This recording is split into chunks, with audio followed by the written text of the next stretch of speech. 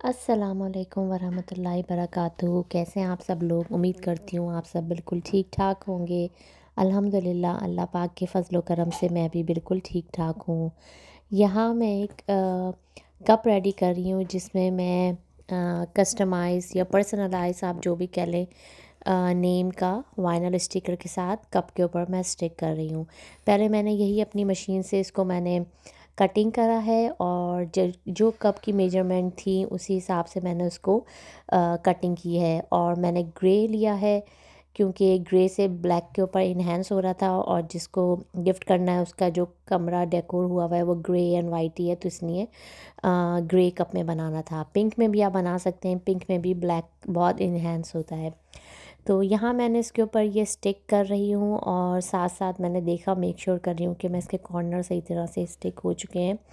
तो इसको फिर मैंने इसकी स्टिकर को, जो ट्रांसपेरेंट स्टिकर है उसको मैंने रिमूव कर दिया और ये देखें कितना प्यारा लग रहा है माशाल्लाह। तो इसको मैं अरेंज करूँगी एक गिफ्ट बास्केट के अंदर। आपके लिए एक ये यूनिक और अच्छा सा आइडिया होगा कि आप बास्केट के अंदर ये एक चीज़ रख सकते हैं जिसके लिए गिफ्ट है, उसका नेम पर्सनलाइज़ करा के आप उसमें ये रख सकते हैं, तो ये अच्छा लगता है। यहाँ ये मैंने बास्केट ली है और बास्केट के अंदर पहले मैंने पिंक टिश्यू लिए थे, जो पेपर टिश्यू होते हैं उसके ऊपर मैंने अरेंज करा। थोड़े से मैंने वाइट कटिंग मेरे पास पेपर था वो मैंने इसके ऊपर डाला और पिंक रिबन से मैंने अराउंड जो बास्केट है उसको मैंने अपनी हॉट ग्लू गन से अच्छे से स्टिक कर दिया था। तो ये बिल्कुल कंप्लीट होने के बाद बहुत अच्छी लग रही थी। ये मैंने वाइट पेपर डाले, इसके ऊपर मैं फिर मैंने इस तरह से ये मैंने कप रखा है और जो बाकी जो गिफ्ट्स आइटम है वो मैं इसमें रखूँगी। तो मैंने ये नीचे पिंक डार्क पिंक और बास्केट डार्क ब्राउन है, तो मैंने उसका कंट्रास्ट से मैंने इसको लिया है। सारा मैं इसके नीचे अराउंड लगाऊंगी। रिबन भी अच्छा था तो मुझे कोई परेशानी नहीं हुई थी। और जो ऊपर इसके जो हैंडल है बास्केट का उसके ऊपर मैंने लाइट पिंक से मैंने सारा अरेंज किया था।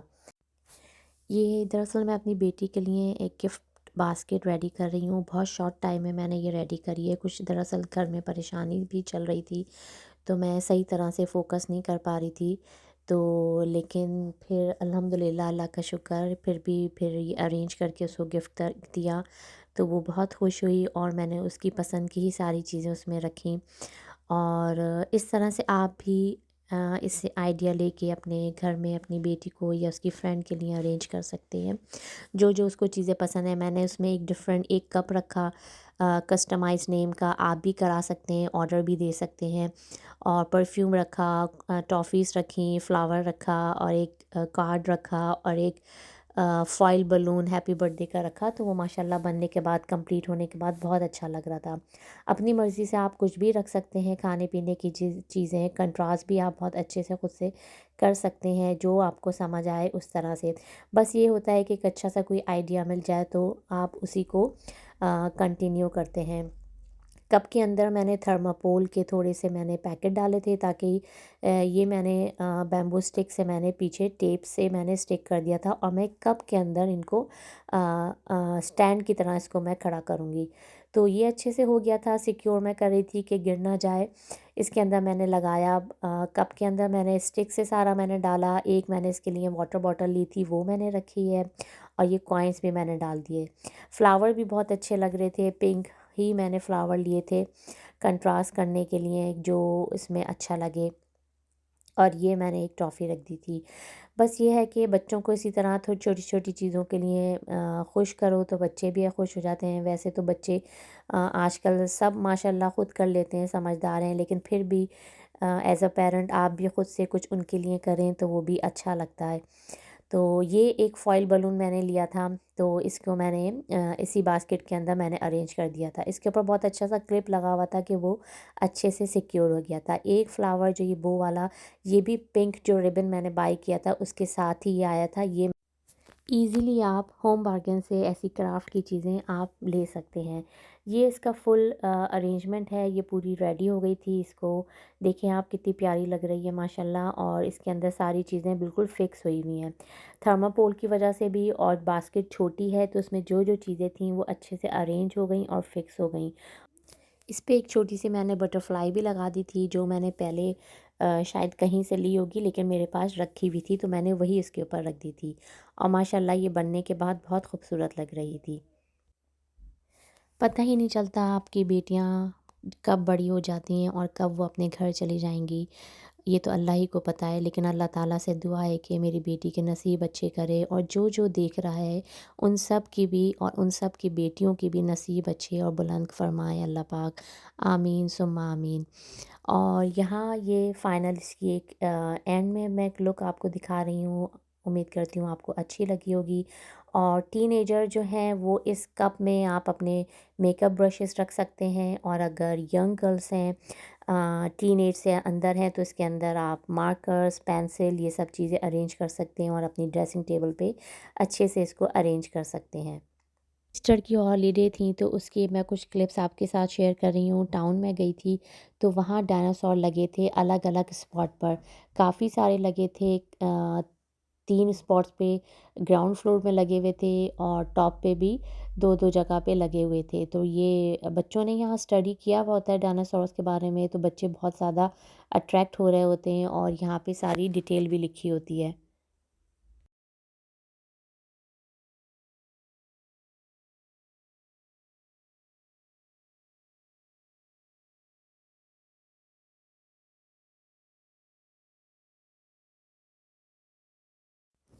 मेरा बेटा भी बड़े शौक से जगह जहाँ जहाँ डायनासोर का केज लगा हुआ था भाग-भाग के जा रहा था और उसकी सारी हिस्ट्री पढ़ रहा था। मुझे भी बड़े शौक से बता रहा था, आपको पता है हमने ये यहाँ से ऐसा पढ़ा है, ये इस डायनासोर की ये है। तो काफ़ी बच्चे आए हुए थे, बड़े-छोटे। तो एक तो वैसे ही डायनासोर बच्चों को एक एज में 3-4 की एज में बच्चों को डायनासोर बहुत पसंद होता है।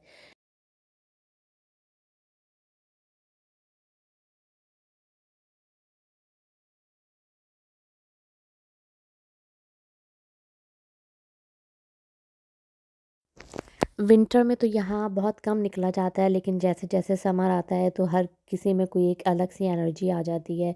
तो मेरी कोशिश होती है कि समर टाइम में बच्चों को हफ़्ते में 1 दफ़ा या 2 हफ़्ते में 1 दफ़ा तो ज़रूर कोई ऐसी आउटिंग हो, कहीं चले जाएँ तो एक अच्छा खुद भी माइंड सेट हो जाता है।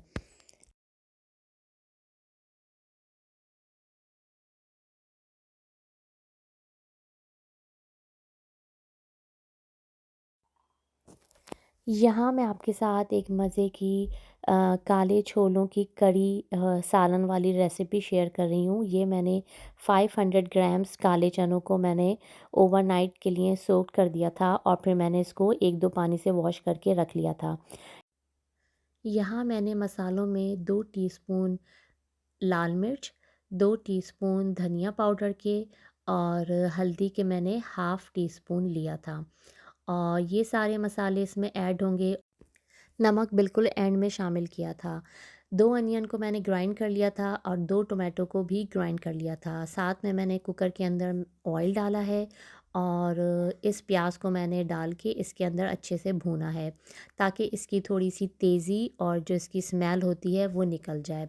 जैसे मुझे लगा कि ये अच्छे से भुन गया है तो मैंने इसके अंदर जो ग्राइंड किए हुए टमाटर थे उसको मैंने शामिल कर दिया था। उसको भी मैंने अच्छे से भूना और इसका पानी जब खुश्क हो गया तो साथ ही इसमें मसाले डाल दिए थे। मसालों को भी अच्छे से भूना और इसकी जब स्मेल निकल गई तो इसमें थोड़ा-सा पानी शामिल करेंगे, ताकि ये अच्छे से नीचे से जले ना और इसकी स्मेल ना आए।